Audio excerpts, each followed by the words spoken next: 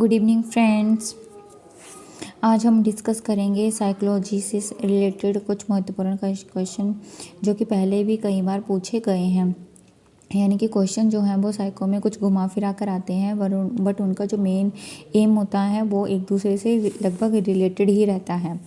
जैसे इसमें first question है, एक विद्यार्थी कहता है कि मुझे एक महान गणितज्ञ बनने के लिए समस्या निराकरण कौशल पर प्रभुत्व प्राप्त करना चाहिए और उसकी प्राप्ति के लिए कठिन परिश्रम कर रहा हूँ। इस विद्यार्थी में डैश है। इस विद्यार्थी में क्या है? आंतरिक प्रेरणा है, क्योंकि वो परिश्रम जो है वो खुद कर रहा है। उसको कोई बाहरी प्रेरणा नहीं दे रहा है कि आप करो तो आपको ये गिफ्ट मिलेगा या वो मिलेगा, बट उसकी खुद में करने की इच्छा है, तो ये आ जाएगी उसकी आंतरिक प्रेरणा। अब जो नेक्स्ट क्वेश्चन है, एक छात्र गणित के प्रश्न हल करने में बहुत परिश्रम कर रहा है। उसके पिता ने उसे अच्छे अंक लाने पर मोटरसाइकिल देने का वायदा किया है। इसका अर्थ है कि उसके पिता ने जो है वो उसे एक बाहरी प्रेरणा दी है कि हाँ, कि अगर आप ये करोगे तब आपको जो है मोटरसाइकिल मिल जाएगा। तो ये बाहरी प्रेरणा आ गया। नेक्स्ट है, निम्न में से शब्दों को न पहचान पाना किस प्रकार की अधिगम अक्षमता है? तो ये है न पहचान पाना, ये है डिसलेक्सिया। शब्दों को सही ढंग से नहीं पढ़ पाना, ये डिसलेक्सिया है। नहीं लिख पाना, वो डिसग्राफिया है।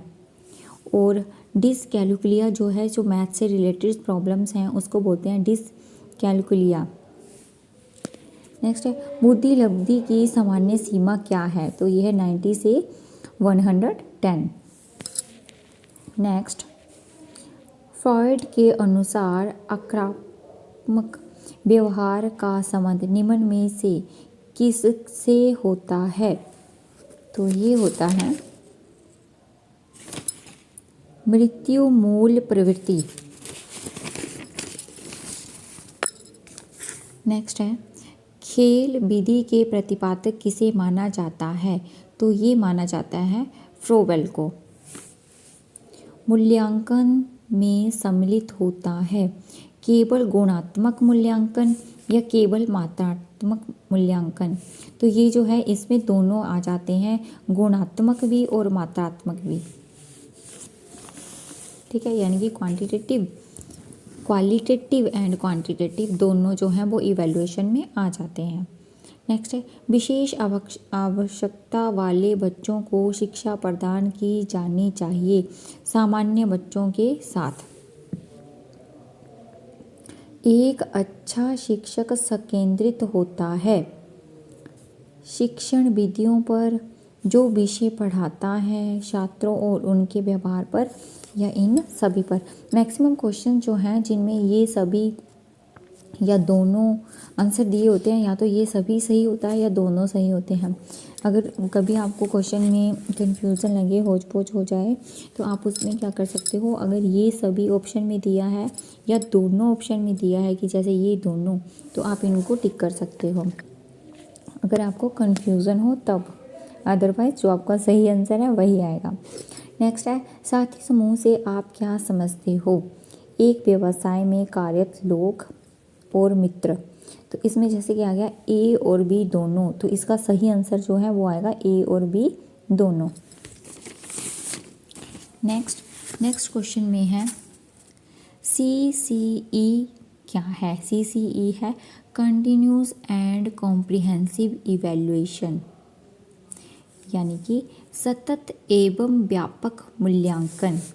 नेक्स्ट है, बुद्धि गुणांक का प्रत्यय सर्वप्रथम दिया था। किसने दिया था? ये दिया था अल्फ्रेड बिने ने। नेक्स्ट है, एक नवयुवक को पुलिस अफसर नहीं बनाया गया क्योंकि उसकी लंबाई निर्धारित लंबाई से कम थी। निम्न में से कौन सी विधि का प्रयोग हुआ है? तो इसमें हुआ है निष्कर्ष संदर्भित मूल्यांकन। नेक्स्ट है, निम्न में से कौन सा एक प्रयोगात्मक विधि का आवश्यक अवयव है? तो ये आएगा हमारा नियंत्रण अवस्था। निम्न में से कौन केंद्रीय प्रवृत्ति की माप से संबंधित नहीं है? केंद्रीय प्रवृत्ति की माप से संबंधित नहीं है, वो है मानक विचलन। अब नेक्स्ट में हमारा आता है निम्न में से कौन विचलनशीलता की माप से संबंधित नहीं है। तो इसमें भी क्या आ जाएगा हमारा माध्य और बहुलक।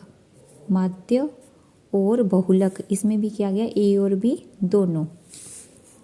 नेक्स्ट है इद ईगो सुपर ईगो संबंधित है व्यक्तित्व से, पर्सनैलिटी से। प्रत्यक्षीकरण प्रत्यय को दिया, प्रत्यक्षीकरण जो प्रत्यय है वो उसको किसने दिया था, उसको दिया था वर्दीमर ने।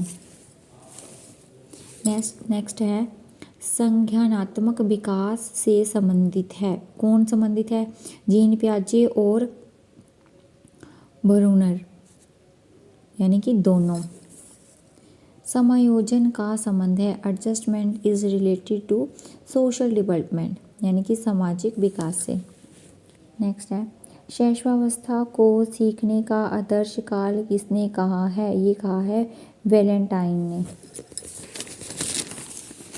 नेक्स्ट में आता है हमारा प्रत्यक्षण के गेस्टाल्ट सिद्धांत के अनुसार निम्नलिखित में से कौन सा कथन असत्य है, यानी कि हमने गलत कथन चूज करना है जो गलत है इसमें। व्यक्ति किसी वस्तु का प्रत्यक्षण अलग अलग न करके संपूर्ण रूप से करता है। प्रत्यक्षण संगठन का स्वरूप अर्जित होता है। व्यक्ति जिस वस्तु या घटना का प्रत्यक्षण करता है उसके मस्तिष्क में संबंधित क्षेत्र में भी कुछ परिवर्तन हो जाता है। दृष्टि के क्षेत्र में संजक बल तथा अवरोधक बल दोनों ही मौजूद रहते हैं।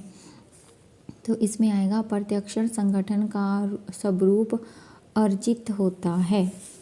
नेक्स्ट है एक बालक की शैक्षिक उपलब्धि 70 से कम है, उस बालक को कहा जा सकता है पिछड़ा बालक। ठीक है, आगे है शिक्षार्थी फैशन शो को देखकर मॉडल्स का अनुकरण करने की कोशिश करते हैं। इस प्रकार के अनुकरण को डैश कहा जाता है, क्या कहा जाता है, इसको कहा जाता है सामाजिक अधिगम। नेक्स्ट है पियाजे के अनुसार निम्नलिखित में से कौन सा संकेत का उदाहरण है। एक शिशु का अपने पालतू जानवर को कुत्ता कहकर पुकारना। ठीक है, तो ये थे साइकोलॉजी से रिलेटेड कुछ महत्वपूर्ण क्वेश्चंस। थैंक यू दोस्तों, हैव ए नाइस डे।